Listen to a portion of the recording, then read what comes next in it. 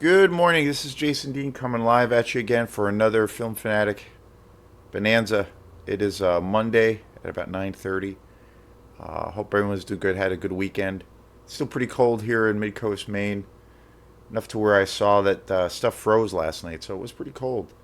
But anyway, I want to thank everyone. There's been more folks. Want to welcome the new fellow film fanatics that have recently subscribed to the channel, and a bunch of people have been recommending some new movies. One in particular, one new gentleman who just subscribed to the channel had recommended Barbarian, which is a movie I really, really want to see. I've heard so many good things about it, and but I just haven't gotten a chance to see it yet. One of the predicaments that I'm under, and I've talked about it before, is it's harder for me to see newer films. I notice now, especially in the age of streaming. The reason is there's more films coming out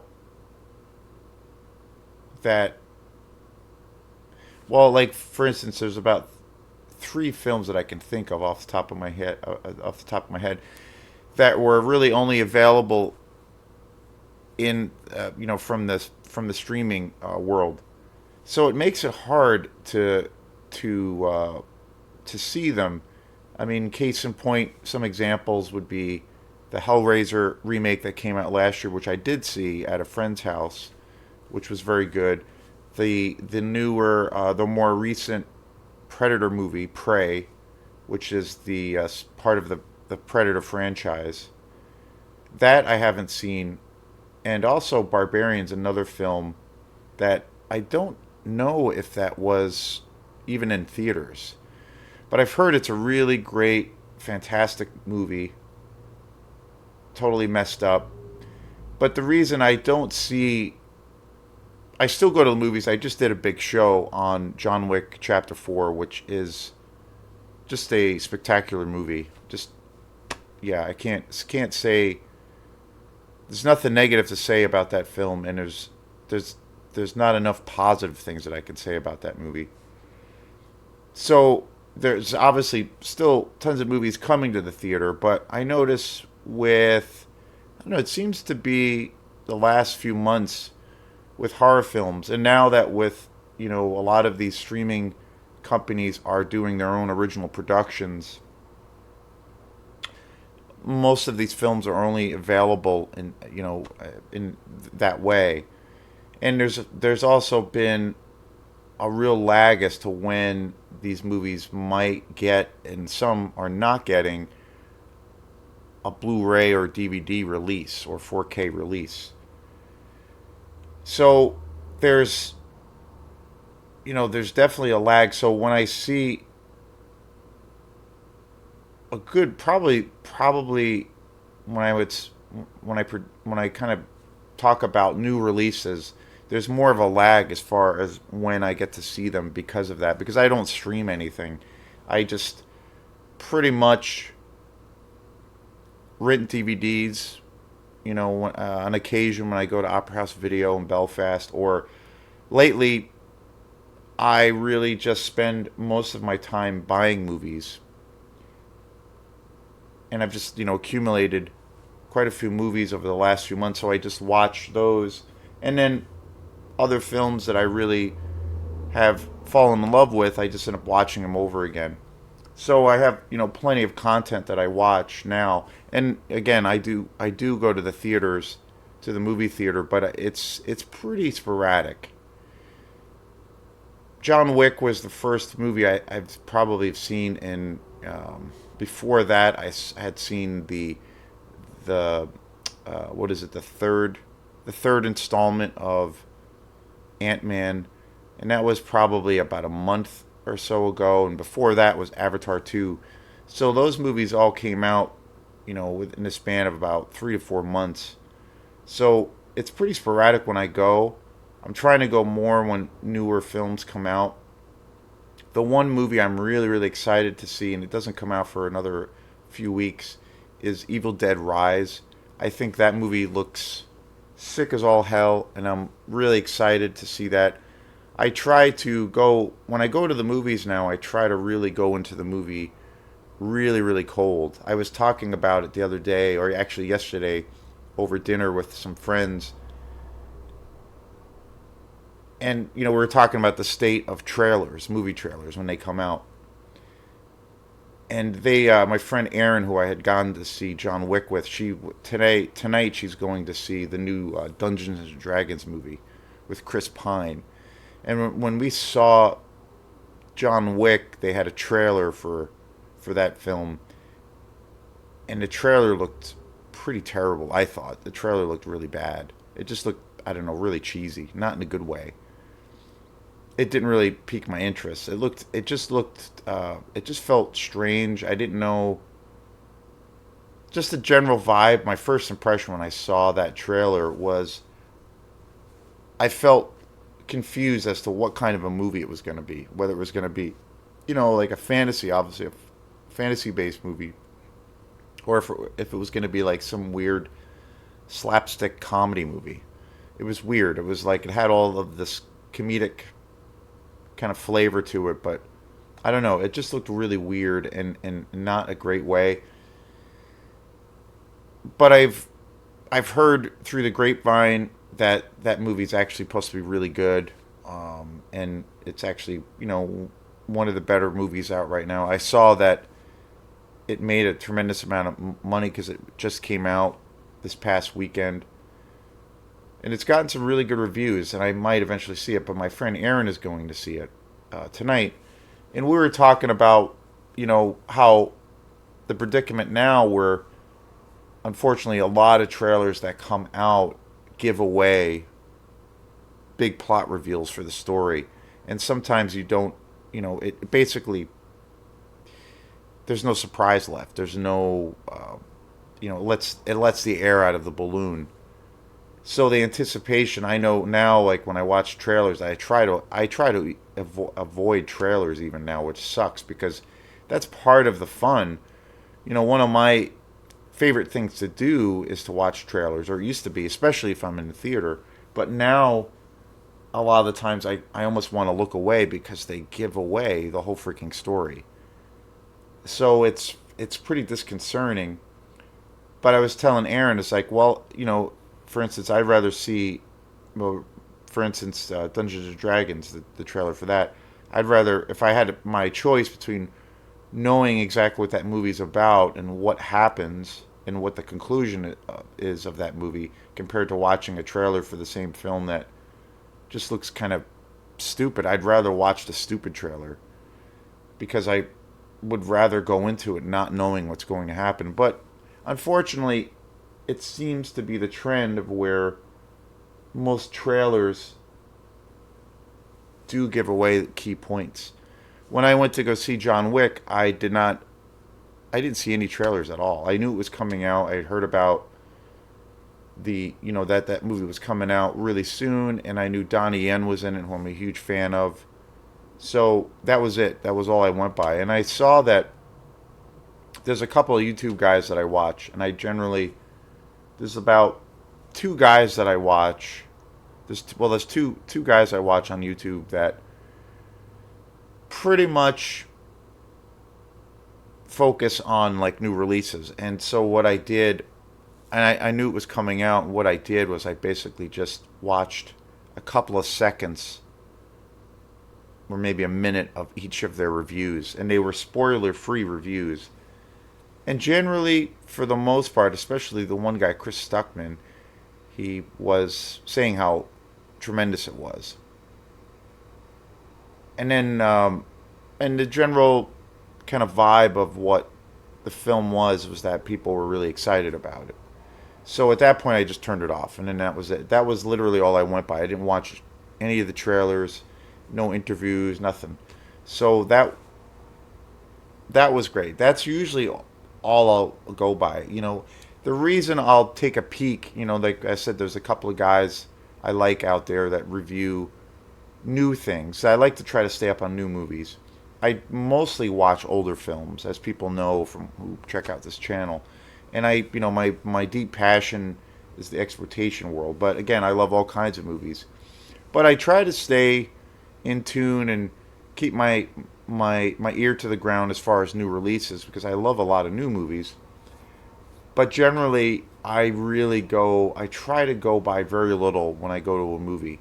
If I hear that generally from those, those two sources, two or three sources, or a handful of sources, that the movie overall is really good, that's all I'll go by. I generally will only do that, and I won't watch trailers. I don't usually after the fact, after I've seen the movie, then I'll go back and I'll watch full reviews of the movie sometimes, and maybe check out interviews, maybe even check out the trailer. And I find it's way more exciting and it makes for much more of a enjoyable experience when I actually go to the theater. But the next movie I'm really excited is for the new Evil Dead movie. And again, I don't know. I did see the trailer for that. That trailer I feel is an exception. The trailer is really great. I think it's one of the best trailers I've seen in a long time, and it gives you just enough information to where it feels like a real exciting event, and I really want to see it. But at the same time, I have no idea what it's really about. So that's how a trailer should be done. I think I think it's not an overly long trailer. It's not 10 minutes. Like a lot of trailers that come out these days are very long, and again they give away so many things. But this was a really kind of old school trailer. It was really effective, and it just gave you enough information that it just lured me in as a fan, and as a fan of that franchise. I did a show last week or the week before where I talked about the entire Evil Dead franchise, and I talked about each movie and finished up with the remake, which which I think is a tremendous movie. So that was really fun, and I did that because of with the announcement and the anticipation to see Evil Dead Rise, which I think is overall a killer franchise. Like they're all really good movies, and I included the Ashverse Evil Dead, the Bruce Campbell spin-off TV show, which is actually awesome too. So that entire universe, I think, is tremendous. Obviously, there's certain films in the franchise that I love more, but it's an awesome franchise for I think overall pretty consistent. And I just finished up another franchise show of where I did pretty much all of the Dracula movies from Hammer Studios, starting from the 50s, 60s, and 70s. My favorite, pretty much overall my favorite portrayal of Dracula from by the iconic Christopher Lee. So that was really fun. I watched all those films in succession. I didn't do every film in the Dracula series just because I realized I don't own all of them, but I do own the ones that I love the most. Again, I think from top to bottom they're all awesome, but there are I do have my favorites. There's about 4 or 5 for me that are my favorite films in the franchise. And I consider it a franchise because there's about 7 to 10 movies total. So that was a lot of fun. And I usually, when I do those shows, I'll watch I'll watch them all in succession or close to the actual time order. So I just finished up that franchise the other day and I posted that video online on YouTube yesterday. So that was a blast. So yeah, stay tuned. I'll be doing some more franchise shows at some point. I would love to do one on the Purge movies. That I think is just an outstanding franchise. I think it's really rare because I actually think each movie in that series gets better as time goes. But the unfortunate thing is I only own the first one on Blu-ray and I don't own any of the other movies. So I need to remedy that at some point and buy those, but we'll see what happens. But that's definitely a coverage or definitely a show as far as when it comes to horror franchises that I think is just outstanding and one of the best out there, period. So that could be something that happens at some point. So before I get into today's movie, which will be my first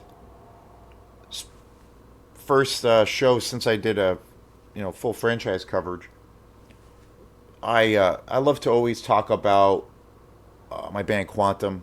Got some new news with that. I love to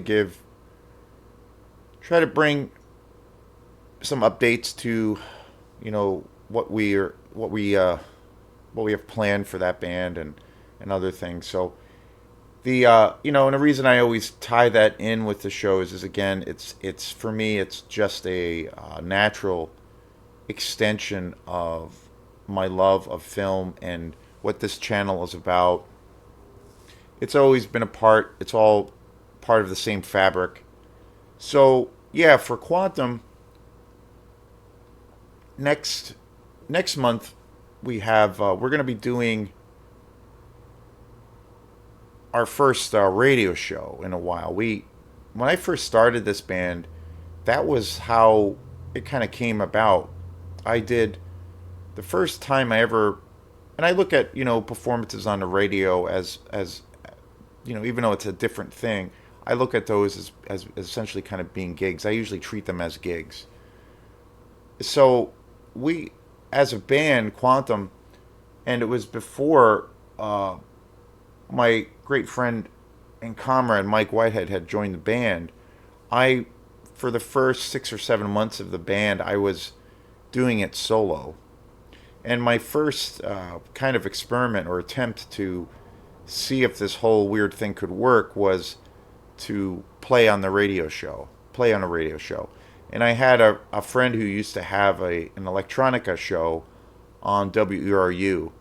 So, and occasionally he would have DJs come in and perform and do like sets, and he was a DJ also. And so we, I had my debut as Quantum on the radio, and I did like an hour set, and it was the first time I technically tried to make sense of all this stuff and try to perform as a group.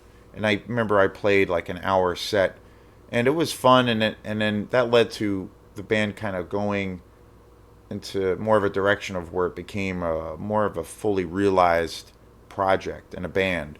And after that, we started playing gigs, and then Mike eventually came into the band, and we became a duo. So, but the radio show thing has always been pretty fun for the most part for us. And for me personally, it was a really great challenge, but it really helped me test the water and to see if I could actually make this into a real thing. And once Mike joined the band, we ended up doing a handful of other shows on WERU over the years and had a lot of fun, and things got better, and things we were able to work things out a little bit more. But that was quite a few years ago, so we haven't done any live radio shows in a while. But next month, a guy that I play with, a friend, Spencer Roulard, who we're and both of our bands have played together. He has a band, Method of Madness, or Method for Madness, which is a modular bass electronica project that's very cool. We've done about 3 shows together. We did a show at Ada's Kitchen in Rockland. We did a little party here actually at my house, and then we played at the Gypsy Rose Tavern, which is this new venue that just opened in Camden, which is this fabulous new venue, very exciting. Lots of cool happenings going on there. We played a show there not that long ago, so we've worked together a few times, and we've kept in touch. And Spencer has a show on WRFR in Rockland, which is a really cool community-based radio station. So we're going to be doing a live set as Quantum on his show. We're probably going to play, and that's going to be coming up next month. or actually, I should say, that's going to be coming up in June. We're going to be doing a show where we're going to just essentially play for like 45 minutes to an hour. And then the other shows that we have coming up sooner, which I should say is next month, we're going to be playing another show as Quantum, where we're going to be playing back at we'll be back at the Poor Farm, which is a really great nano brew pub venue in Union, Maine, and we've played there about 3 or 4 times before, and that place is always a blast. It's a beautiful spot. Hoping the weather will be nice because we can play. We'll hopefully be able to play out on the deck. We've played a few times there, and a couple times we've had to play inside, which is cool. But playing outside is really nice there. We played there last summer, outside on the deck, and it's this beautiful spot. And that was a blast. That was a real summer highlight. So we'll be playing there again next month. So stay tuned for promotional things around that. And then the big things that we have coming up after that is next month we'll be playing at the All Roads Festival with Quantum, and we have two shows there. We're going to be playing.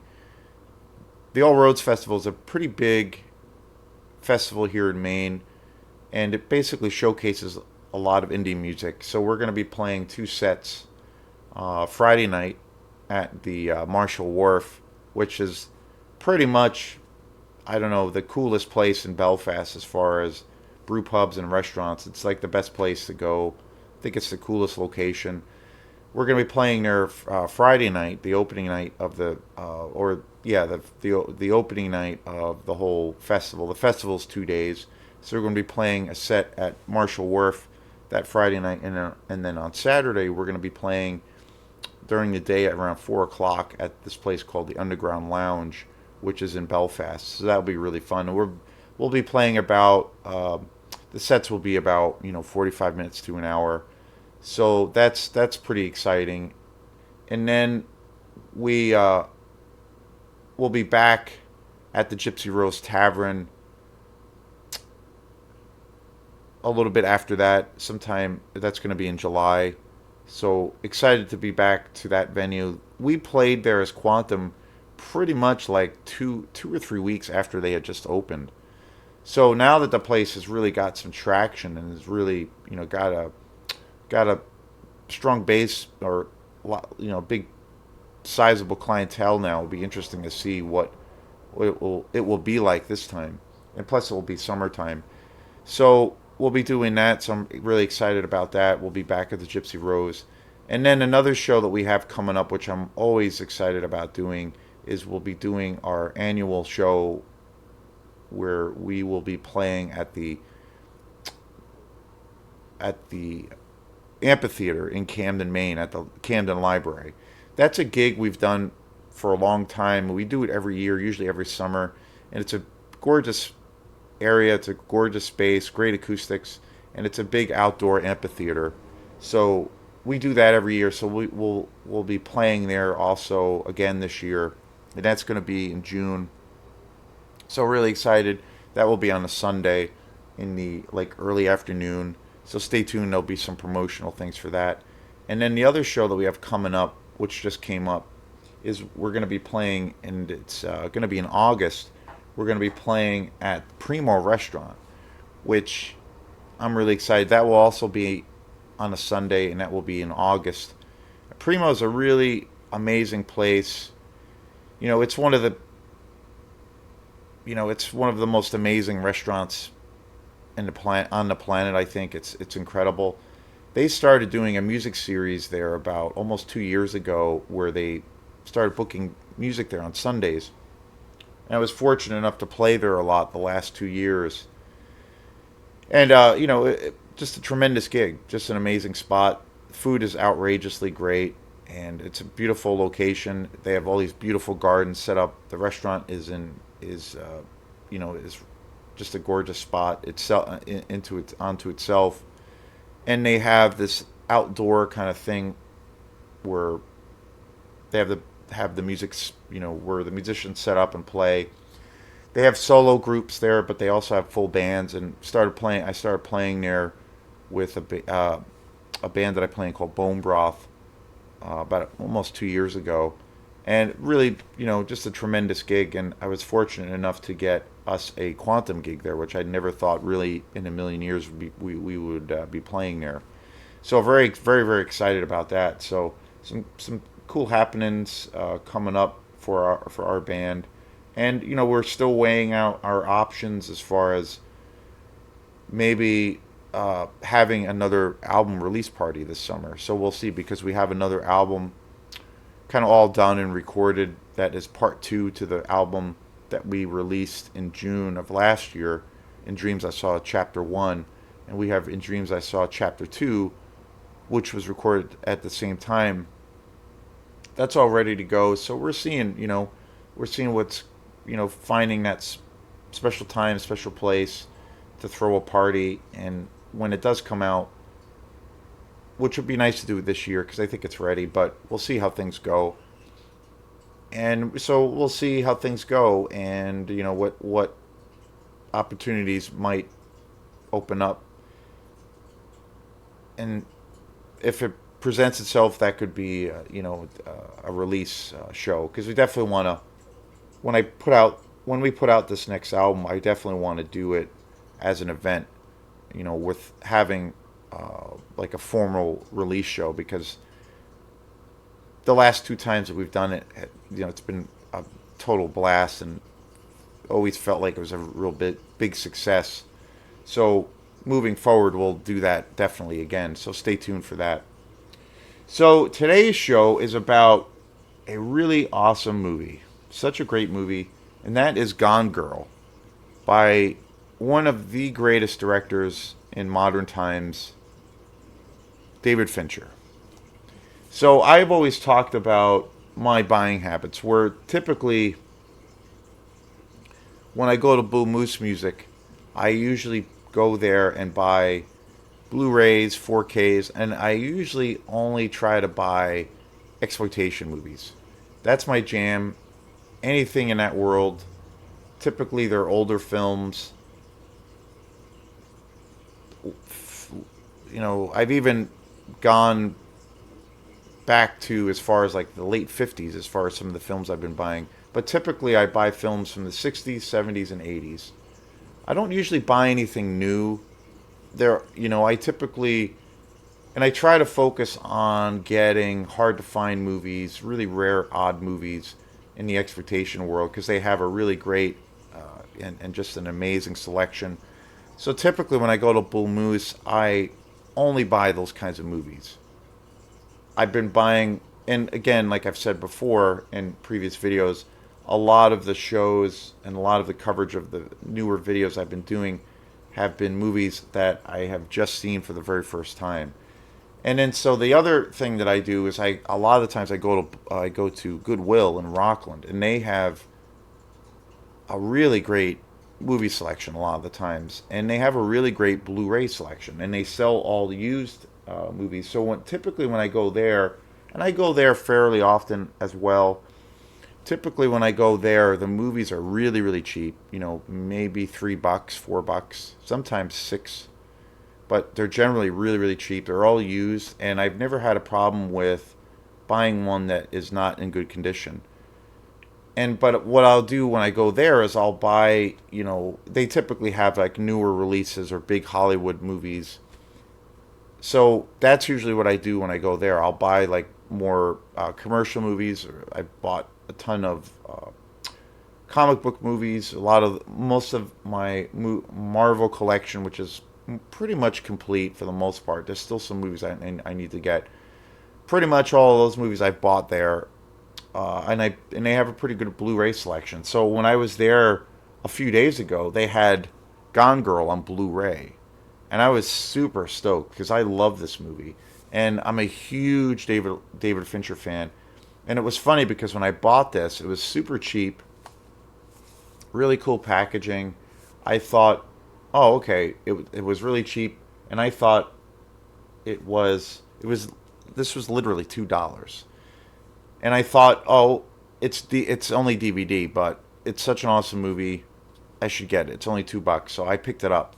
And then when I got in my car, I opened it up, and that's when I realized it was actually Blu-ray, and I was like, "Oh yes, even better." So I was super stoked. It's got a nice slipcover. Unfortunately, there's not really any special features on here. There's a commentary track, which is the only thing that's, you know, in as far as that's the only thing that's on here that's you know included with special features, which kind of sucks. But the commentary track, I'm sure, will be really interesting. It's all with David Fincher, but the packaging is amazing. Beautiful slipcover, and it actually comes with the amazing Amy. And if anybody has seen this movie, it comes with one of the books. Who Amazing Amy, who is the central character, uh, pretty much the central psychopath in the movie. It's They actually have one of the books that she has written in it, and it's very cool. I thought this was such an unusual find, and it comes with all of basically comes with one of the books that her character had written in the story. Um, Super cool, super cool, and it's basically this weird, kind of messed up children's story, and but very cool. So it came with that plus the movie, and again, like I was really excited that and super surprised that this is Blu-ray. I didn't realize. I thought it was just gonna be DVD. And so, I realized too this might be a surprising movie to start. As far as I haven't done any films of David Fincher, and he's one of my favorite directors. Uh, and I realized that this might be kind of a surprise to have this as the first movie. I own pretty much all of his movies on Blu-ray and definitely DVD. I have Fight Club. I have Seven on Blu-ray. I have Zodiac on Blu-ray, and I have most of his other films on Blu-ray. Um, Again, one of the most brilliant directors ever, and I think working today by far. And it's crazy because this movie came out in 2014, and I'm just like blown away by how old this film is. I saw this in the theater, and just blown away by it. It's a mesmerizing movie. And the thing is that I kind of got sad. I had this like feeling of sadness after I watched this film, only in regards to that. It feels like it's been eternity since he's put out any other movies. Um, and I'm like just flabbergasted by how long it's been since he's put out any films. Um, and this came out in 2014. The last film that he came out with was Mank, and that came out in 2020. And that was a film that was loosely based on Orson Welles and the story behind Citizen Kane. And that was a Netflix original. That came out in 2020. So 2014 was technically his last. Gone Girl is technically was his last theatrical film that he put out in the theater. And I'm like, this is crazy. I haven't seen Mank. I heard a lot of mixed things about it. I will eventually see it. For some reason, I just haven't seen it. But I've heard from quite a few people that it's okay. That it's decent. But overall, people were like, well, it's a little bit underwhelming. It's not really on par with a lot of his other films. But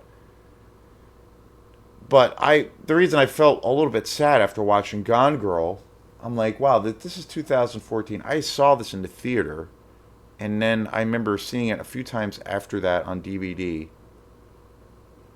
Just really loved it, and I was like, wait, this came out forever ago. Like, where the hell are any? How come there's no movies by him anymore? Like, what's going on? And Mank he did a TV show about serial killers. I can't remember the title of it. That was about it had I think it was for one season. That was a Netflix show, which I've heard is actually really really good. And then he did Mank 2 years ago, 3 years ago. and that was also only a Netflix production. I believe it's out. Like you can rent it, get physical copies of it, but it never had a theatrical release, which is just crazy. And I feel like David Fincher is one of those directors of where he really gives you the total immersive experience.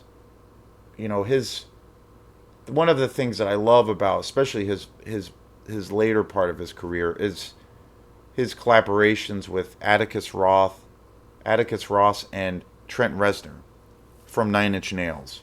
I've always been a huge Nine Inch Nails fan. I really, really think that the later part of his career as an artist, Trent Reznor, is probably the best space he's ever been in as an artist. He had put out a series of albums called Ghosts and had this specialty kind of spin-off band, and basically very similar to Nine Inch Nails, but more the music was very much more in the um, cinematic side of things. It was all instrumental, really brooding, really dark, but just amazing instrumental based electronic music. Amazing stuff. And then shortly after that, he partnered up with David Fincher, and they did a series of movies together. The first one being The Social Network, and then he eventually Trent Reznor partnered up with Atticus Ross, who on in his own right is an amazing electronic artist and composer.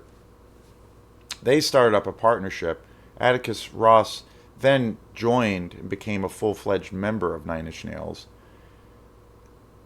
But they started doing these collaborations where they were composing the scores for David Fincher. The first one they did was The Social Network, which is just an amazing movie, and the music is just haunting. It's for me personally, when I first heard that soundtrack, that was one of my key inspirations to start up Quantum. That was definitely one of the soundtracks, and definitely one of those moments of where it really motivated me to try to become an electronic artist. That's one of those albums, one of those collaborations. Amazing. An amazing movie, and the soundtrack is just incredible.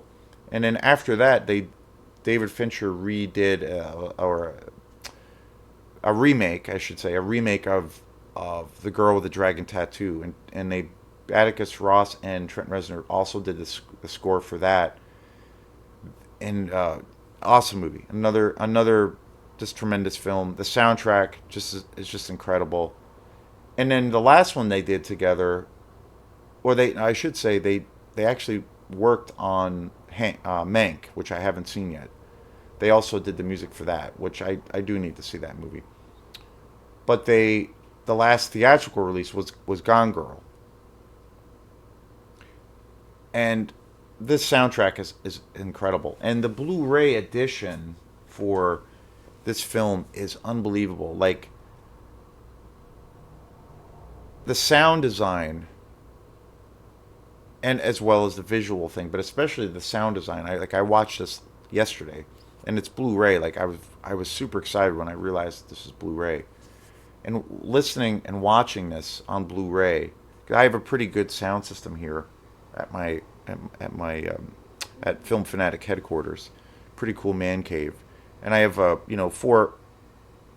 have a surround sound system, flat screen TV, and four speakers and a subwoofer, and it's pretty awesome. And watching this last night was amazing. Like the balance, the sound, the panning of all of the little subtle things that are happening, just amazing. I mean, literally, like I've talked about that before. Sometimes when I've seen really good 4K or Blu-ray editions of a film, even if it's a movie I've seen, say a thousand times, when I watch it in this format, there are times of where it's literally like watching it for the first time, and it's so it's such an immersive experience. Watching this, and I again, I've seen this movie quite a few times. I saw it in the theater, was blown away by it.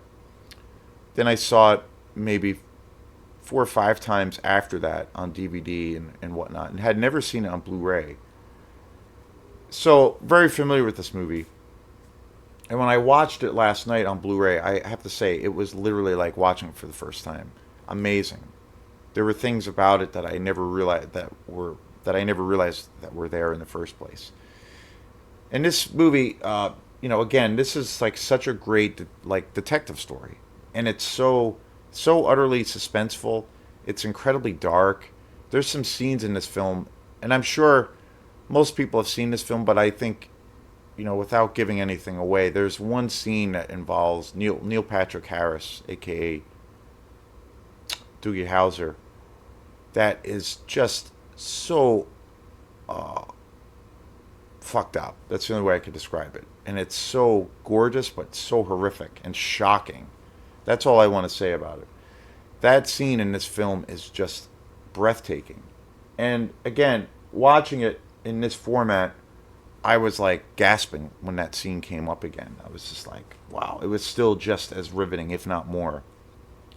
And, you know, and I kind of feel that this movie is, for David Fincher, I mean, again, just an amazing director. I've talked about, his debut being Alien 3, which is not a great movie, but it's worth checking out.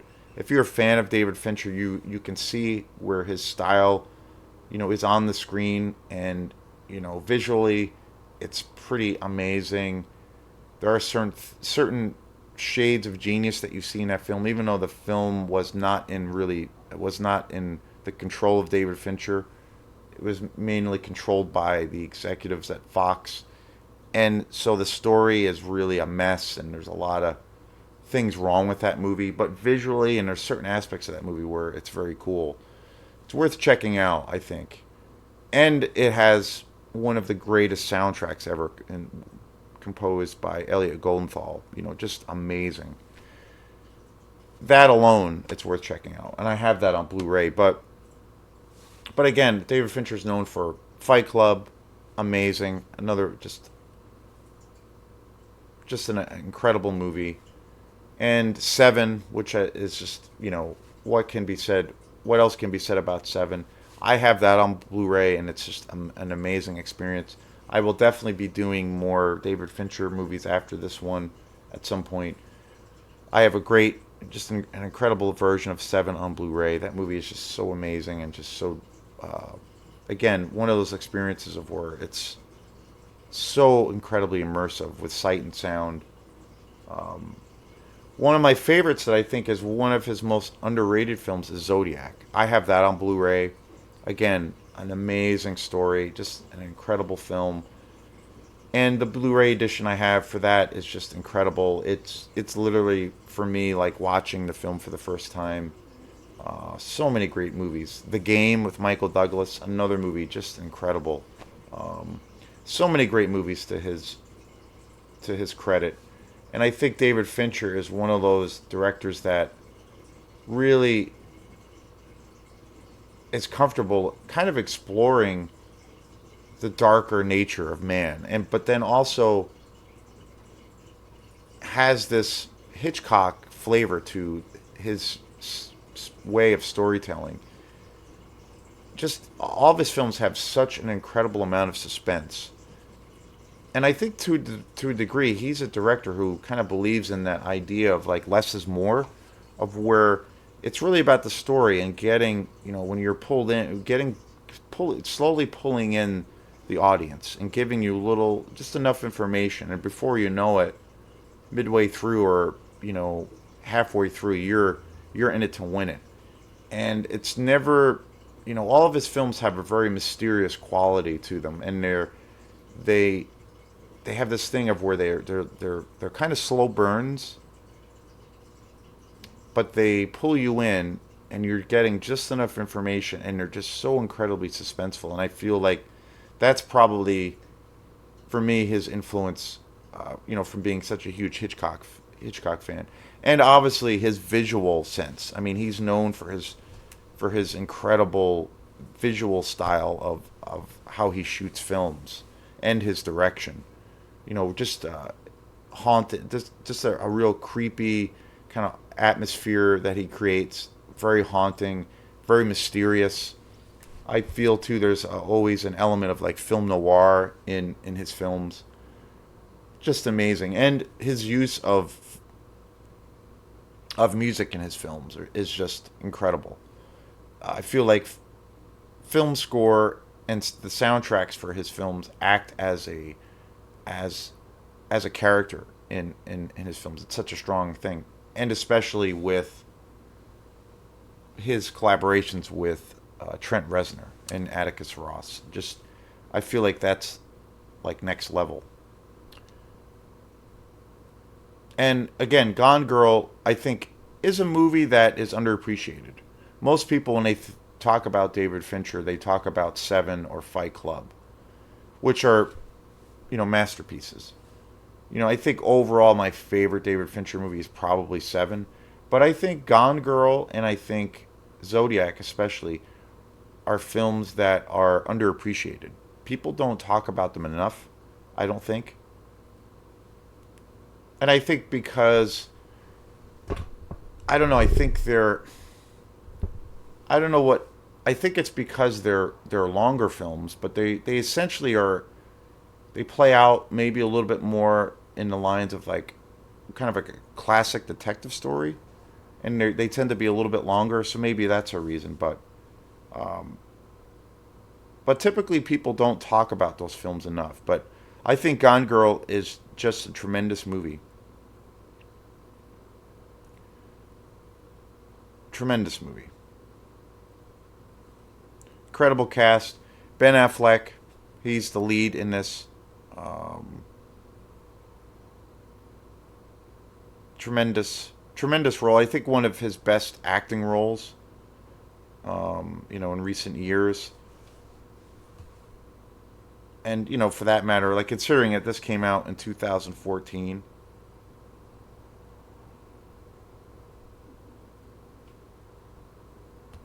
Rosamund Pike plays Amy Dunn. She is just a powerhouse of an actress in this. Of course, Ben Affleck, Carrie Coon, Kim Dickens, who plays the detective.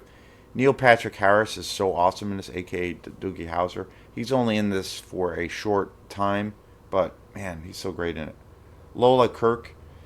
This is based on a pretty famous book called Gone Girl, which I'm definitely interested in reading the book at some point. But just an amazing detective story, and it's essentially about this woman who basically disappears under these like really mysterious circumstances, and then eventually the husband Ben Affleck is accused of being her murderer, and it just has all these amazing plot twists, and it's such a interesting. I feel like this movie is such a great kind of narrative about and considering this came out in 2014, but I think this movie is such a great takes such a great look at kind of where we are without it ever being heavy-handed. But I think it does, and I think now we definitely live in that age. But I think this came out in 2014. But I think this movie does such a great job at looking at, um, you know, with how people are perceived, especially celebrities, reality TV, and then the use of social media, and how everybody is being recorded, and every move, everything that they say can be used for that person or against them. And the age of how it is to be a celebrity in this day and age. And also just the overall use of how social media to a degree can make or break someone's career. Whether it's through tweets or something that's on Facebook or YouTube, or something's used in context that somebody has said or that's out of context. And it's such a great portrayal. This film really examines that, and especially when you think that this came out quite a few years ago now, it is was ahead of its time. I think this film was ahead of its time as far as looking at the age of pop culture and kind of where we are, and if you're, you know, living in this bubble and what that means, especially if you're a celebrity, and also how people, the public, you know, regard people who are in the spotlight because they put these people in the spotlight. So it's very interesting. It's a real interesting like social critique of that. But then it's also, I think, a really great kind of examination of what marriage is or can be, what love is, and what this idea of, maybe to a degree, what the American dream is, and that it's actually more along the lines of like the American nightmare. And it's about consumerism. It's about, you know, the the class warfare to a degree. It's such an interesting movie, but again, it this movie deals heavily with a lot of social topics that, especially again, like I said, ahead of its time, and that's exactly where we are now.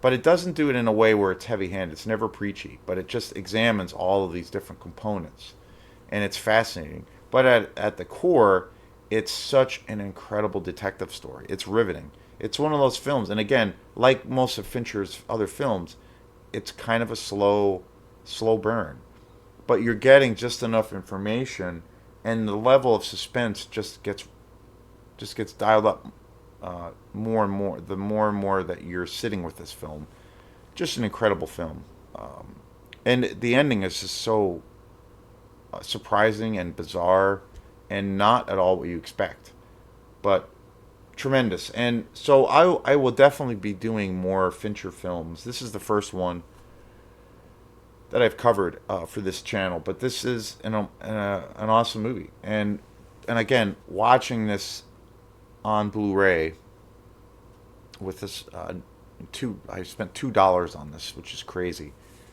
I was totally, completely blown away by this, and I watched this last night, and it literally, watching it in this format felt like watching it for the very first time. So amazing, amazing film. So this is Jason Dean. So thanks again for your support. Keep the comments coming, and if you like this channel, please like and subscribe, and we will see you next time. Peace.